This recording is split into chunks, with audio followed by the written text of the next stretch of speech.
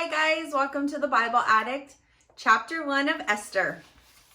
So chapter 1 begins with a huge party that the king throws, and it lasts for 6 months. If that isn't showing off your wealth, I don't know what is. So it's kind of just talking about, it's just like immediately chapter 1 starts off with a party. So you know this book is going to be a crazy ride.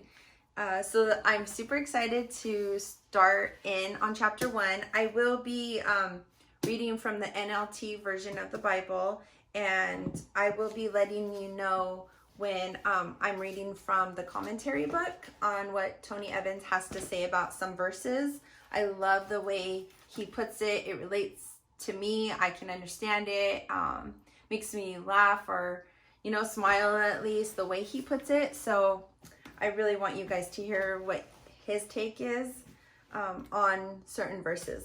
So let's dive in on chapter 1, verse 1 of Esther.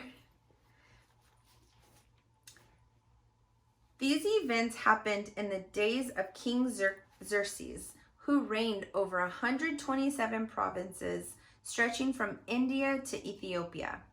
At the time, Xerxes ruled his empire from his royal throne at the fortress of Susa. And in my study Bible, it says fortress means palace. In the 3rd year of his reign, he gave a banquet for all his nobles and officials. He invited all the military officers of Persia and Media, as well as the princes and nobles of the provinces. The celebration lasted 180 days, a tremendous display of his wealth, of his empire, and the pomp and splendor of his majesty. 180 days of straight partying. I don't even know how they lasted that long. That's crazy to me. And then, so now I'm switching to the commentary Bible and what Tony Evans has to say. So chapter 1, verses 1 to 2, this is what he says. Esther opens by giving us its historical content. The book's events took place during the days of Ahasuerus. He was king of the Medo-Persian Empire, ruled 127 provinces from India to Kush, and reigned over his huge kingdom from his capital in Susa, is in now what is now southwest Iran. So sorry that I cannot pronounce this name correctly. Ahasuerus is most likely a title, like president, for Xerxes the First. So he's like the president for the king. It's a big title. The Persian king who ruled from 486 to 465 BC. The first Medo-Persian king, Cyrus the Great, had issued a decree in 539 BC permitting the Jews to return to their homeland and rebuild the temple.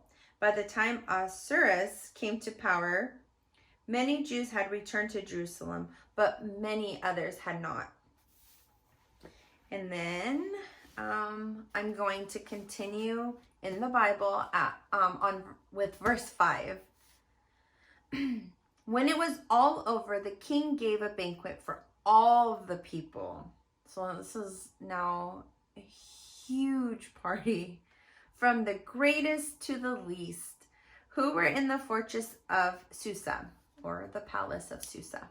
It lasted for 7 days, and it was held in the courtyard of the palace garden. The courtyard was beautifully decorated with white cotton curtains and blue hangings, which were fastened with white linen cords and purple ribbons to silver rings embedded in marble pillars.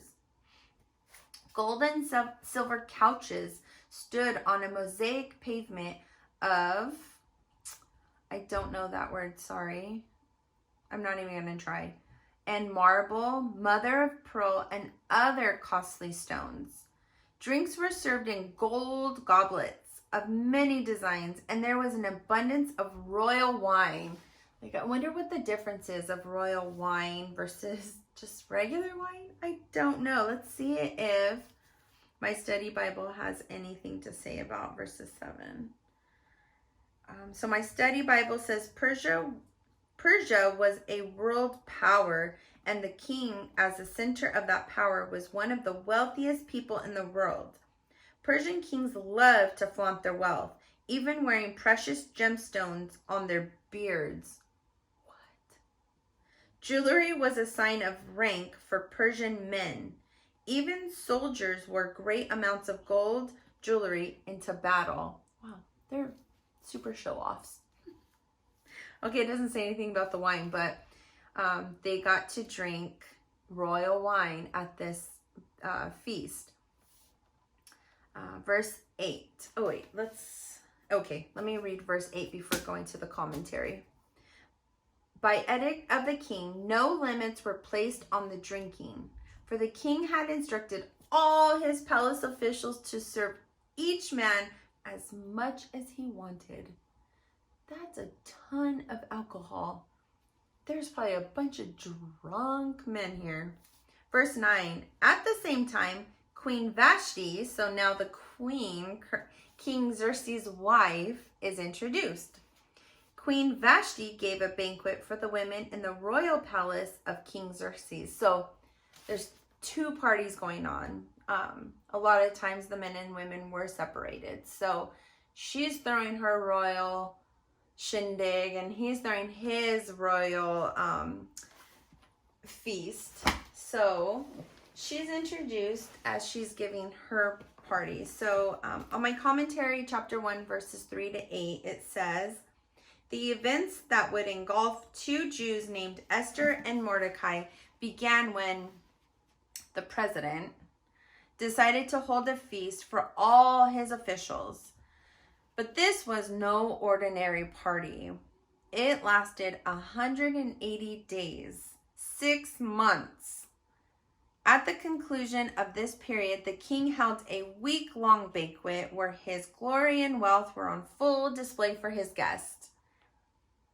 Moreover, the royal wine flowed freely, meaning there was no limit to the potential for drunkenness. Meanwhile, in another location, Queen Vashti also gave a feast for the women. So, let's continue. Verse 10. On the 7th day of the feast, when King Xerxes was in high spirits, do we all know what that means?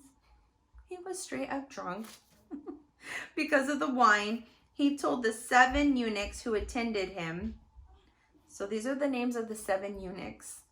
And I am going to butcher each and every one of them because I cannot pronounce them. Okay? So bear with me. Me, human. I hope you guys are laughing. Bistha, Harbona, Bigtha, Abagitha, Zethar, and Carcass. So king is asking his eunuchs, those 7 names that I just butchered, to bring Queen Vashti to him with the royal crown on her head.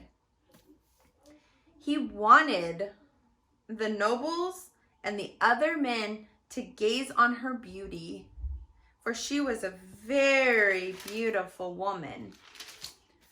Ugh. That's like, that makes me like have like the creeps. You know, he just wanted all the men to stare at her. That's gross, in my opinion. So in the commentary Bible now, verses 9 to 12, on the final day of the banquet, the king was feeling good from wine. That is, he was quite intoxicated. So he decided to show off his beautiful queen to all his drunken friends. But when he sent for Vashti, she refused to come. Oh, sorry. This is a spoiler. In an instant, the president, Ahasuerus went from feeling good to being furious. So what I didn't read in the Bible was verse 12. So the Bible says, but when they conveyed the king's order to Queen Vashti, she refused to come. This made the king furious, and he burned with anger. So we all know what anger can do to people, right? You can see red. You don't even know what's going on anymore because you're so angry. So I think also he was super embarrassed too. Like, the queen said no to him. So that was super embarrassing because I don't even know how many thousands of people were at this party, but they all heard that Queen Vashti said no to him. So let's see. Let's read on. Now we're on verse 13.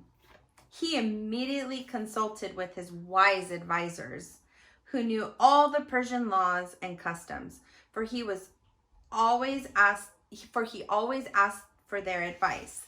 The names of these men. Oh, why did they do this to me? Okay, I know it's important, but okay, bear with me.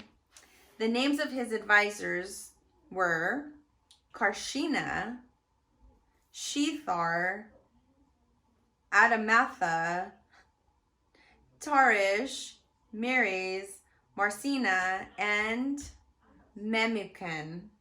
Okay, so those are the 7 nobles of Persia and Media. They met with the king regularly and held the highest positions in the empire. Verse 15. What must be done with Queen Vashti? The king demanded. What penalty does the law provide for a queen who refuses to obey the king's orders, properly sent through his eunuchs? So he wants to punish her big time. And then now verse 16. Memucan answered the king and his nobles, Queen Vashti has wronged not only the king, but also every noble and citizen throughout your empire. Okay, so she just told the king no. She didn't even ask her why. Why was she refusing? We don't even know what was going on in that other banquet. And he just wants to immediately punish her. This is what anger and embarrassment does to a person. Like, there's no grace. There's no questions asked. This is why we don't lead with our emotions. We have to sometimes take a step back. But no, King Xerxes was beyond mad and embarrassed. So his pride is now wanting to punish his wife, the most beautiful woman, Queen Vashti. So, sorry, I go on little tangents here and there. And so now she's insulted everyone in the Persian Empire. So annoying.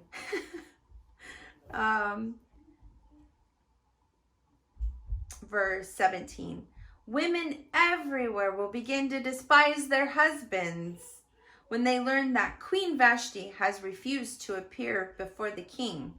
Before this day is out, the wives of all the king's nobles throughout Persia and Media will hear what the queen did and will start treating their husbands the same way. Oh my God. Okay, it could be true, but that's like so over dramatic. So now by the end of the day, all the wives will start disrespecting their husbands. That's like way overreacting. Super drama king. Oh my God. There will be no end to their contempt and anger. So let's go, because I've read a lot. Let me see. I just finished verse 18. So on the commentary Bible, verses 13 to 15 says, the king consulted the wise men, experts in law and justice, because what had happened wasn't considered a mere marital dispute, but a legal matter. a queen had refused to obey the king publicly. Ahasuerus needed, or King Xerxes, needed his legal team to advise him about what he should do with Vashti according to the law. So that's where he was coming from. He's saying that this is not just a marital fight, a fight between a husband and wife. Like, she broke laws. Verses 16 to 18 says, one of the king's officials agreed that Vashti's actions posed a serious problem. He argued that when word got out, all the women of the land would despise their husbands.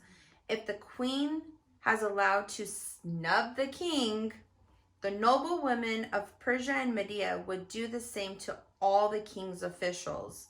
In other words, he said, she's gotten us all in hot water with our wives, king. So sorry, I roll my eyes when I read that. It's just so annoying. So now we're going to read verse 19.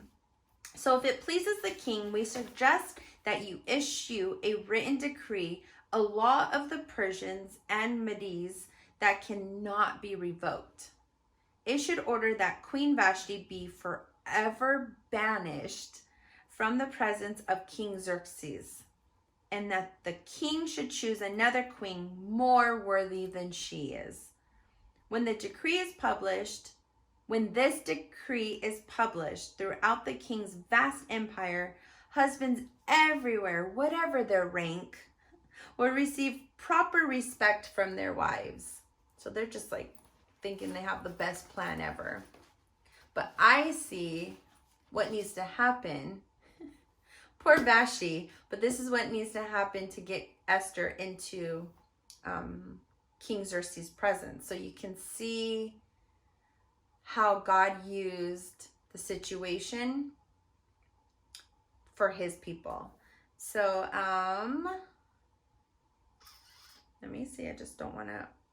Okay, so verses 19 to 20 in the Commentary Bible says, the official argued that there was only one thing to do: issue a royal decree.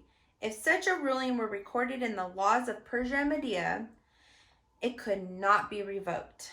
A government detail that would later prove important. The decree would forbid Vashti from ever entering King Xerxes' presence and pave the way to give her royal position to someone else. By means of these tough measures, the official insisted the crisis would be averted and the women of the kingdom would honor their husbands. These officials are so smart.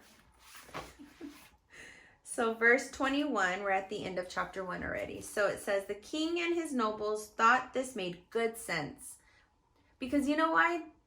You should always make royal decrees and laws and think about punishments when you're all completely drunk.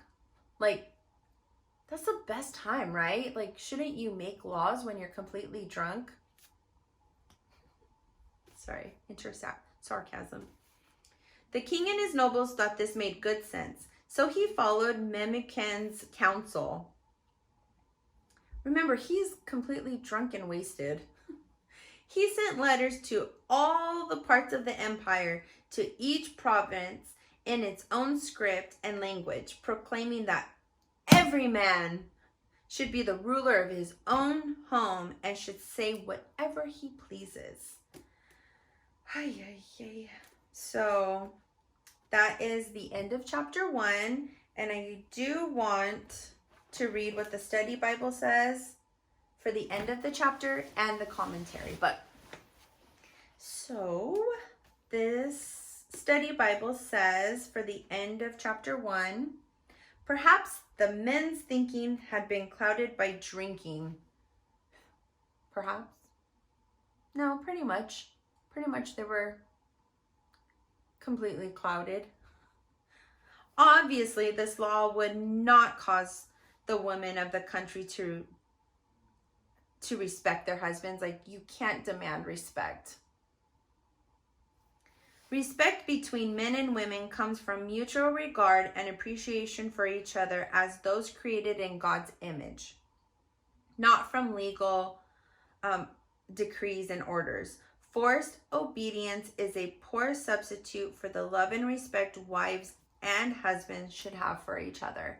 It's totally mutual. You can't demand that. And then it says for verse 19, a Persian king was thought to be a god, like the king was an actual god, by many of his people. Therefore, when he issued a law or command, it stood forever. The law could never be canceled, even if it was ill-advised. But if necessary, a new law could be issued to neutralize the effects of the old law. Okay, and then the commentary Bible says for verses 19 to 20, the official argued that there was only one thing to do. Oh, sorry, I already read that. Verses 21 to 22. Memucan's suggestion was all the king needed to hear. As far as King Xerxes was concerned, his queen had disrespected him in public. His advisors were in a state of panic, and he needed a plan to prevent things from getting out of hand. So he approved the proposal and sent letters throughout his kingdom demanding that every man should be the master of his house. With that, the king's officials no doubt breathed a sigh of relief, and the stage was set for the events to follow. Like I said, his drunkenness and his embarrassment and his anger is setting the stage for what God had planned next. So it doesn't say anything about God, and it says everything about King Xerxes, what type of man he was. So he was very prideful. I mean, if people considered themselves or the people of the kingdom considered kings gods, like, I can't even imagine how big your head would be. So he was disrespected and embarrassed and made a law while he was drunk. So that was all chapter 1. Isn't that crazy? Huge party, king who was disrespected, new law, wives have to give respect to their husbands. They their word is law in their household. So that's what the women were facing back in the day. And there's a lot to cover in chapter 1. Every chapter is going to be like this. It's just a great storyline. And I hope you stick with me, and we're going to dive into chapter 2 next week. And I believe that's when happens really fast. Esther becomes queen. So, and then I'm going to read also, the study Bible gives you an overview of each person. Like, so chapter 2 will be about Mordecai. I do want to read what the Bible has to say about Mordecai. So hope you enjoyed chapter 1. Hope it was interesting and you kind of liked my take and view of chapter 1. So see you at chapter 2.